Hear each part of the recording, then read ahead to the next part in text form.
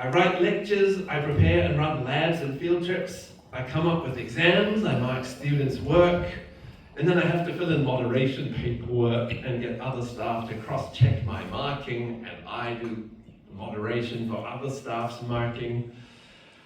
Some of the courses I coordinate also run at multiple other institutes around the country, so I have to chase up all of those external staff and ensure they're delivering the course correctly and moderate their marking and file all their paperwork. So much paperwork, as indicated by that there. I'm also what's called first year lead, which means that first year students come to me for pastoral care type issues, personal woes, their cat is sick, can they have an extension please, that kind of stuff, help with planning their degree. I also hold a research grant, and so I'm supposed to find time to work on my own research on female birdsong, which is a real challenge with the constant urgency of teaching prep and marking. And then stressful team dynamics, as indicated here, they add another layer. I have some colleagues who are not abounding in the love and grace of God, shall we say. There's a professor who seems to view just about everyone as an enemy or an idiot. And he has horrible nicknames for everyone in the office. He comes into my office uninvited and sits on my desk and rants about other stuff while my eyeballs glaze over and I wait for him to leave so I can keep working. He regularly throws tantrums and major chaos in the team, basically. There's another staff member who has been bullying students, and there's a formal complaint against them, but the investigation has been such a shambles that I've been roped into it, and it's stressful because I have to keep teaching alongside this person in the courses that I teach. So I have to stay on good terms, and yet I'm sort of needing to testify against some of what they've been doing. Complicated. So at the end of each day, I jump on my scooter, very excited I get to come home by 5 p.m, or else I'm in a little bit of trouble. When I walk in the door, my lovely wife Rebecca is so relieved because she's frazzled after having a whole day without 2 kids. So it's my turn to have the kids while Rebecca cooks, which is fair enough. Toddlers are full on. Anyone here who's had toddlers will know they're a challenge, right? Constant tussle, battle of the wills, tantrums. But eventually, the kids are fed and bathed and down for the night, and then I do the dishes, and then I'm going to be a good husband, have a debrief about how our days have gone with my wife.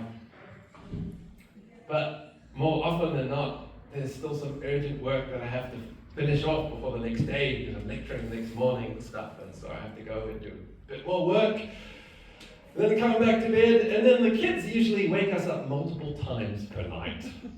Bethany falling out of bed. We've just taken the side of her cot so she can get in and out whenever she wants. She also falls out of bed because she's not used to having the side up. So she falls out of bed and then she comes to our room at 1 a.m., 3 a.m., 4 a.m. She did last night. And then Amanda needs a nappy changed and all that kind of stuff. And so then in the morning I wake up to Bethany wanting to be awake even though the sun's not up yet, and I get her breakfast. She needs to have, just to show you my kids, she needs to have Nutri-Grain in a green bowl. Weet-Bix is always in a yellow bowl. Yogurt in a pink bowl.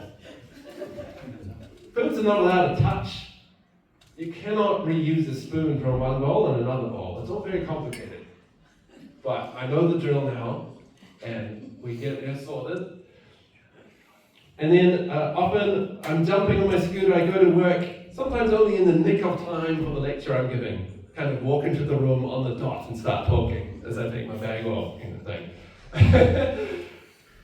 And around it goes, this teaching and kids treadmill.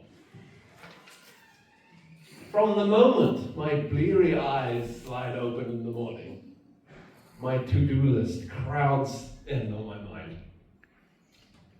Now, don't get me wrong. I love my family beyond words. I'm very grateful to have a job in something that I'm passionate about. Life is good. But here's the problem. In the busyness, over time, I've confused the to-do list with my purpose. As if my success and my fruitfulness is measured by lectures, assignments, field trips, childcare, housework.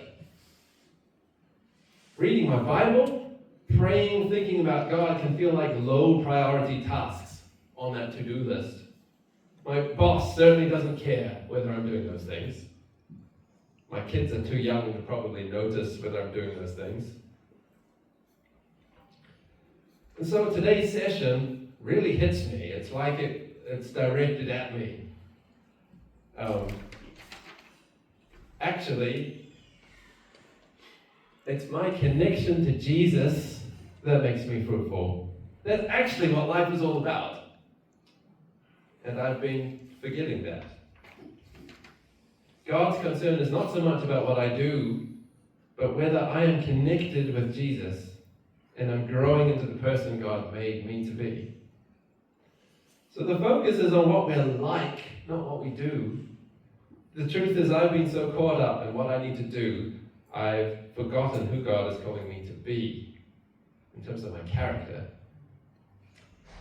As you'll see in the video that's coming up, what we do is still important, but what we do will ultimately flow out of who we are. And so I hope this video session connects with you as much as it did with me. Can I just hit